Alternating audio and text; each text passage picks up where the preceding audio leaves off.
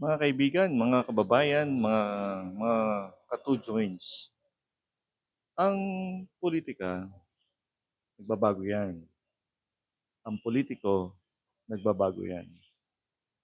Kaya kung medyo nabibigla kayo sa mga nangaganap ngayon sa larangan ng ating politika, isa lamang po ang ibig sabihin, wala pong forever sa politiko, sa politika.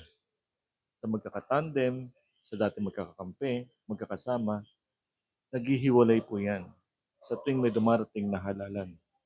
Dahil may mga kanya-kanya silang rason.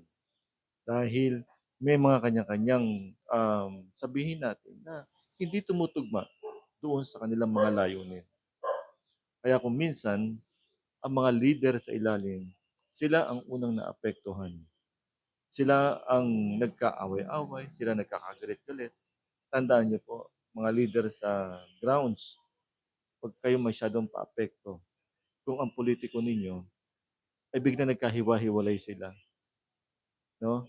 Tandaan po ninyo, kayong mga nasa grounds, panghabang buhay, magkakaibigan kayo ng inyong mga kapitbahay, ng inyong mga kaibigan, ng inyong mga kakilala. Huwag kayong masyadong paapekto sa politika. Muli, ang inyong Kuya Bear Apar, magandang gabi sa inyong lahat.